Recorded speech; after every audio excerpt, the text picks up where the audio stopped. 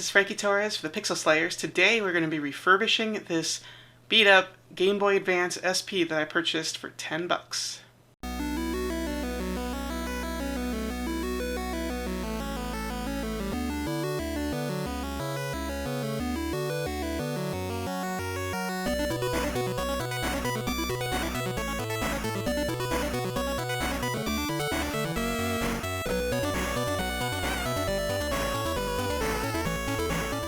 Okay, so first thing you're going to need is a Phillips screw head, and we're going to go ahead and remove the battery cover. Once the battery cover is moved, remove the battery if it hasn't already been removed like this has. Remove any cartridge that may be in the slot. Now switch to a tri-screwing and go ahead and unscrew all the screws in the back of the GBA.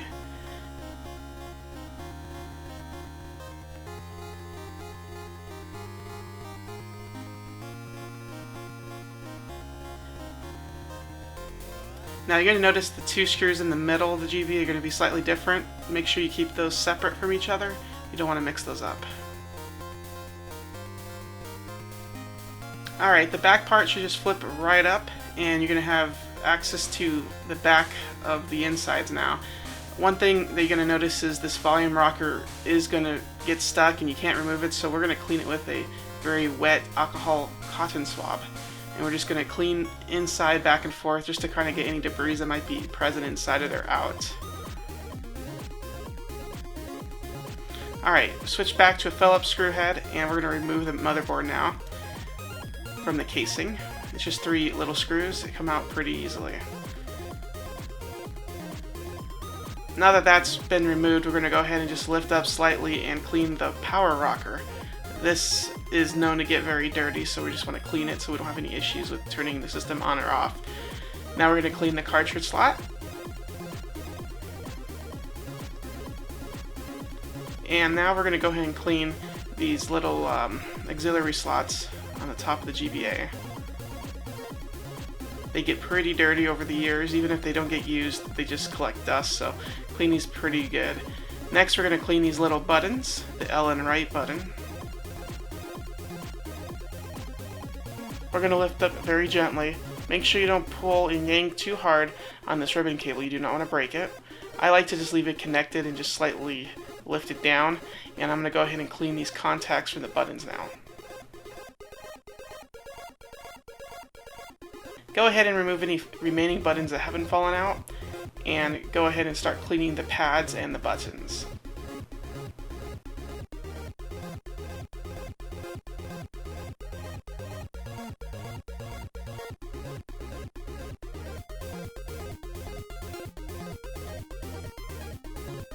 Okay, we're going to use this opportunity to clean the grime from the 2 casing pieces. So we're just going to clean both sides really good.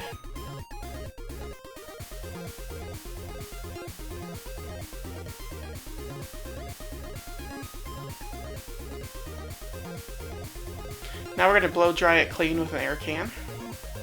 Get all that dust out there, and it also helps dry everything out, so I like to use this. We're going to go ahead and clean around the button inserts. It gets pretty grimy here too.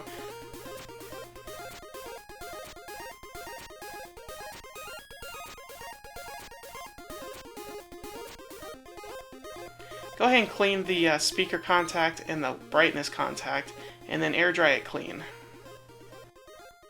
Go ahead and place the speaker back into the slot in each set of buttons one by one.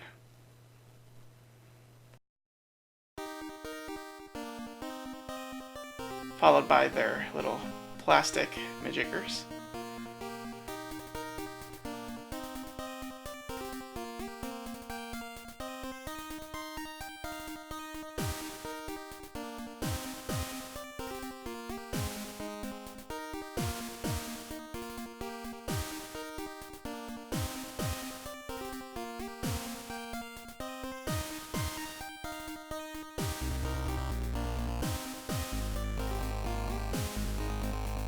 Okay, air dry everything very gently, and now we can close it up and begin screwing the main board back in.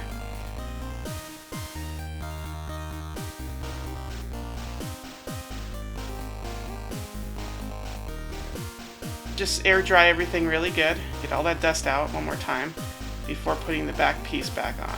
Alright, going to grab the bottom piece and you're going to put the power rocker back on and very gently collapse the two pieces together. Now we're going to go ahead and screw the screws back in. One thing I did is put these metal screws in first because they're the tinier ones and they're a little bit of a hassle, so those are in first. Now we're going to go ahead and clean the unit really good, especially around the battery pack. It got really dusty over there in the last like 15 years, so we want to clean that really good. And I'm just going to grab a Q-tip and just clean the hard to reach places to clean with a wipe.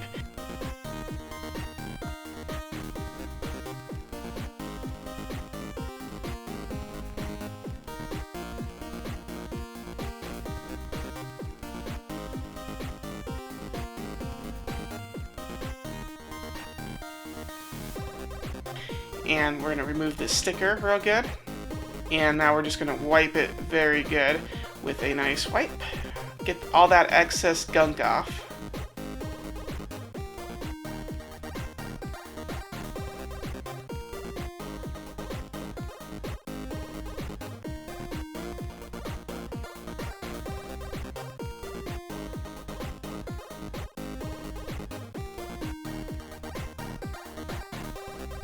Alright, now we're going to grab the battery cover and just clean that really good with a Q-tip and a wipe.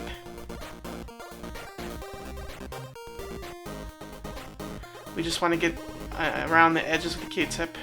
We're going to air dry everything really good. And then we're going to air dry the inside of the battery compartment before inserting the battery. Go ahead and put the battery cover back on and screw it in. And now we're going to go ahead and test the Game Boy. It turns on. Beautiful. And audio works great.